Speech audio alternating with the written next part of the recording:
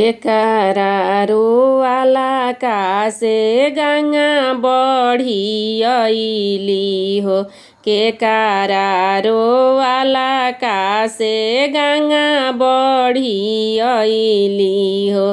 के करे रोअले भिजेला दालान।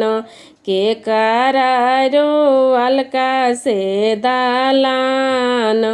के करे रोआला का चरण धोती भीजेला।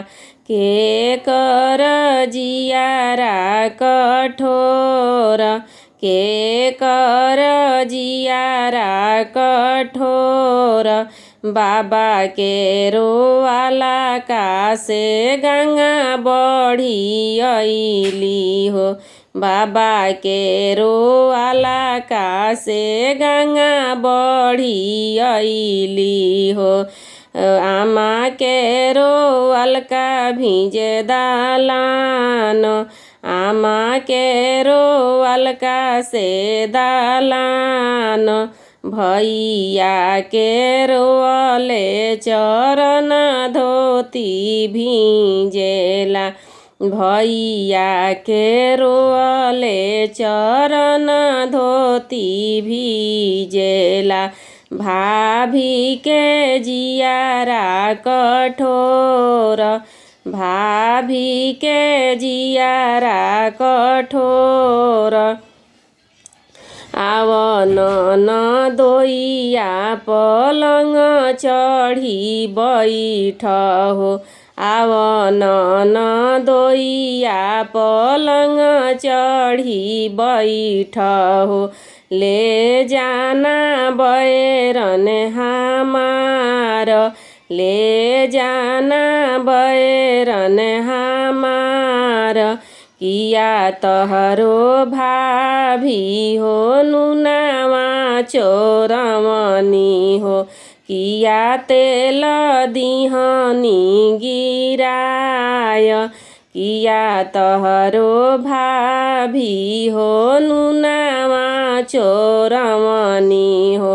किया तेल दिहनी गिराय। किया तेल दिहनी गिराय। किया तहरो भाभी हो भैया गरियमनी हो। किया तहरो भाभी हो भैया गरियमनी हो। काहे भैनी बैरन तोहार। काहे भैनी बैरन तोहार। नाही मोरो ननद हो नुनावा चोरवलु हो। नाही तेल दिहलु गिराय। नाही मोरो ननद हो नुनावा चोरवलु हो। नाही तेल दिहलु गिराय। नाही मोरो ननद हो भैया गरियवलु हो। नाही मोरो ननद हो भैया गरियवलु हो। नाही भैलु बैरन हमार। होत भीनु सारे ननद लहारा लगवलु हो। होते भीनु सारे ननद लहारा लगवलु हो। एही से भैलु बैरन हमार। एही से भैलु बैरन हमार। बैरन बैरन जनी कर सरहज हो।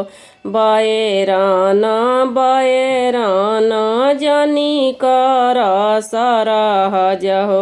एही बैरन प्राण के आधार। इहे बैरन प्राण के आधार। ओही बैरनवा के कारण ए सरहज। देखिले हनी नग्र तोहार एही बाएरा नावा के कारण ए सरहज देखिले हनी नग्र तोहार देखिले हनी नग्र तोहार।